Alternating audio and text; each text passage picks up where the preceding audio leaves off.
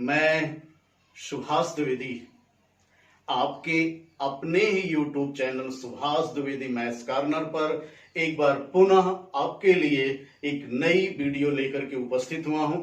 और आज का टॉपिक आपके लिए होगा परसेंटेज, जिसमें आपको जानते हैं परसेंटेज, ये जीवन भी हमारा परसेंटेज के रूप में घटता जा रहा है, क्योंकि प्रायः आप जानते हैं दुनिया परसेंटेज के चक्कर में जा रही है। हम लोग जैसे ही थोड़े से बड़े होते हैं तो 30%, 40%, 60%, 80% से शुरुआत हो जाती है। तो आज हम लोग परसेंटेज के बारे में जानेंगे कि परसेंटेज क्या है, इसका हम कहाँ कहाँ प्रयोग करते हैं।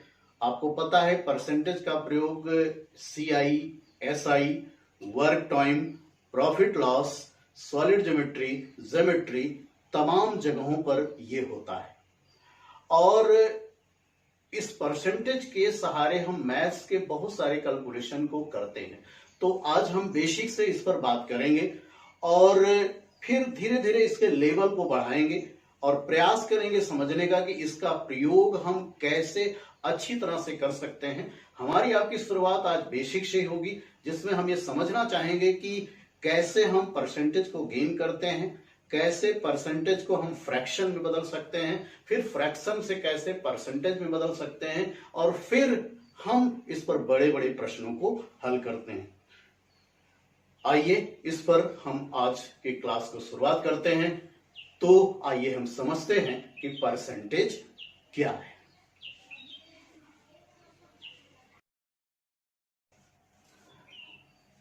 आपको पता है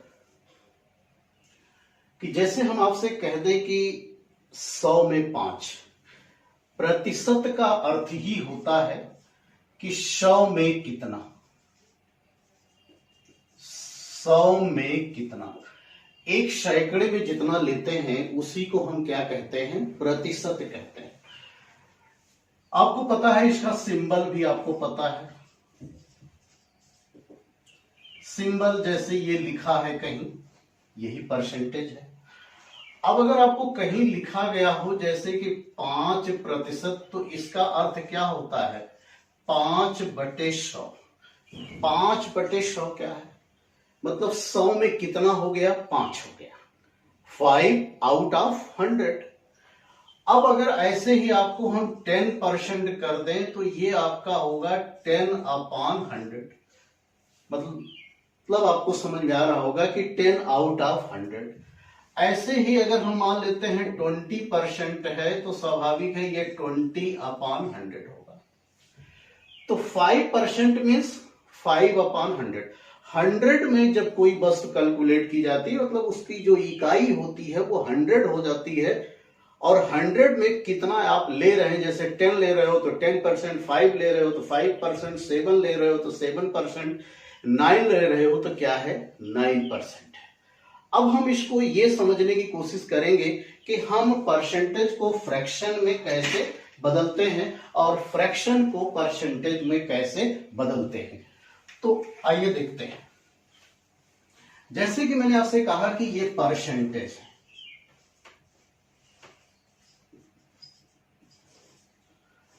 और ये आपका फ्रैक्शन है। बाद में आपको कुछ फ्रैक्शंस याद रखने होंगे, उसका फायदा होगा और आपको पूरी वीडियो को ध्यान से देखनी होगी। उसके बाद आपको बेसिक कॉन्सेप्ट क्लियर हो जाएगा, तब आप समझ पाएंगे कि इसमें क्या क्या बातें आप सीख सकते हैं। जैसे अगर हमने आपसे कहा कि 5%, तो आपने बताया कि ये कितना है, 5/100, और 500 क्या हो गया, 1/20। इसी तरीके से अगर हमने बताया 10% है कि ये 10/100 है और ये आपका किसके हो गया, 1/10 के। ऐसे ही आपका सपोज कीजिए 15%, तो ये आपका हो गया 15/100 और ये हो गया 3/20 के। यह आपका 20% हो गया। 20% का अर्थ ये हो गया कि 20/100 और ये हो गया किसके, 1/5 के।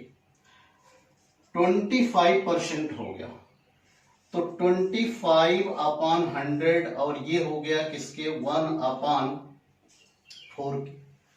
तो तो एक बात आप समझ पा रहे होंगे कि परसेंटेज को हम फ्रैक्शन में कन्वर्ट कर सकते हैं और इस तरह से फ्रैक्शन को हम किस में कन्वर्ट कर सकते हैं, परसेंटेज में कन्वर्ट कर सकते हैं। लेकिन अभी जो बात आपको समझनी है वो कुछ और है।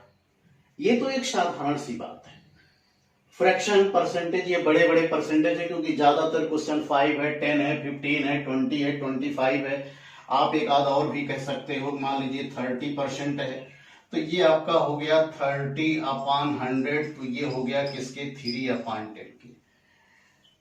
लेकिन अब इसको हम थोड़ा व्यापक अर्थों में लेते हैं। क्या लेते हैं? व्यापक अर्थों में। कुछ पॉइंट्स आपको याद रखने हैं, ये मैंने बता दिया कि अब जैसे इसका उल्टा होगा, अगर हम आपको ये बता दें, जैसे कहीं लिखा गया हो 1/10 और अगर कोई कह दे इसको परसेंटेज में बदलो, तो स्वाभाविक है आप किससे मल्टीप्लाई करोगे? 10 से, तो ये 10% हो जाएगा। जैसे अगर ये कह दे कि 3/20 है, अगर कह दे इसको परसेंटेज में बदलना है तो क्या करोगे? 100 से मल्टीप्लाई कर दोगे, तो ये कितना हो जाएगा? 15%। ये आप यहां समझ पा रहे हो कि परसेंटेज को हम फ्रैक्शन में बदलते हैं और फिर फ्रैक्शन को क्या करते हैं? परसेंटेज में बदलते हैं। अब इस पर एक टेबल आपको रखते हैं, उस टेबल के आधार पर ये कोई जरूरी नहीं है कि हमेशा सीधा सीधा परसेंटेज ही हो, आपका टुकड़ों में भी हो सकता है, भिन्न में भी हो सकता है, बहुत टेढ़े भी हो सकते हैं। तो आइए हम समझते हैं वो कैसे कैसे है। तो आपके सामने ये टेबल है, इस टेबल को आप अच्छी तरह से समझ गए होंगे कैसे आया है। मैंने समय को बचाने के लिए मैंने टेबल को आपके पास पहुंचा दिया है कि अगर 1 है तो उसे क्या कहोगे? 100%। कैसे बदलते हैं ये मैंने बता दिया आपको। 1/2 है तो क्या होगा? 50%। और ये मैंने दोनों तरफ सिंबल बनाया है कि अगर 1/2 है तो 50% होगा, लेकिन अगर 50% है तो क्या होगा? 1/2 होगा। 1/3 है तो 33 सही 1/3% होगा, लेकिन 33 सही 1/3 है तो 1/3% होगा। कैसे कन्वर्ट करते हैं ये मैंने बताया, लेकिन इसमें कुछ बातें आपको और भी सीखना है। जैसा कि आपको मैंने बताया कि 1/9 को आप क्या कहते हो? 11 सही 1/9%। लेकिन सपोज कीजिए अगर आपको यहां से दे दिया 3/9, तो 3/9 तो याद रखना संभव नहीं है कि सारे फ्रैक्शन नहीं याद रख सकते हैं, लेकिन कुछ बेसिक बातें याद रख सकते हो और इसका इस्तेमाल हमें करना ही पड़ेगा। आपको अगर कम टाइम में क्वेश्चन को हल करना है तो आपको याद रखना है। अगर आपके पास समय पर्याप्त है तो आप अपने हिसाब से कर सकते हैं, आप उस समय भी कन्वर्ट कर सकते हैं। तो 3/9, तो ये बताइए 1/9 किसके बराबर है?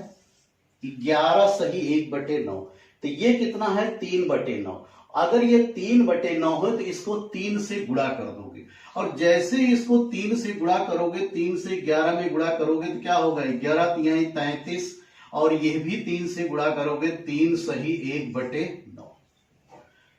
3/9 का मतलब हो गया 33 सही 3/9। नीचे नहीं गुणा होता है, केवल ऊपर ही गुणा होता है। आपको पता है 33 सही 3/9 को क्या लिख सकते हो? 33 सही 1/3%। और 3/9 का मतलब क्या होता है? आपको पता है ये किसके बराबर है? 1/3। और 1/3 आप यहां पढ़ चुके हैं, आप ये समझ लीजिए कि क्या है? 33 सही 1/3%। 33 सही 1/3%। तो अगर आपको कुछ पॉइंट आपको याद है तो उसके आधार पर भी निकाल सकते हो। जैसे एक दूसरा लेते हैं, सपोज कीजिए 1/11 है। आपको पता है 1/11 क्या होता है? 9 सही 1/11%। अब सपोज कीजिए आपको 4/11 लिखा है और 4/11 आपको याद नहीं है। 4/11 आपको याद नहीं है तो क्या करोगे? 1/11 इतना होता है तो 4/11 क्या होगा? इसको 4 से गुणा कर दो, 9 चौक 36, और ये 4 क्या हो गया? 11%। ये क्या हो गया? 4/11%। या सपोज कीजिए आपको यहां से हम कह दे कि 5/11, तो 1/11 किसके है? 1/11 आपका है 9 सही 1/11, तो ये कितना गुना है? 5 गुना है। अगर ये 5 गुना है तो गुणा कर दो, 9 पचे 45, 9 पचे 45 और 5/11। तो ये 5/11 किसके हो गया? आपका 45 सही 5/11%। आइए इस पर और भी आपको अभ्यास कराते हैं,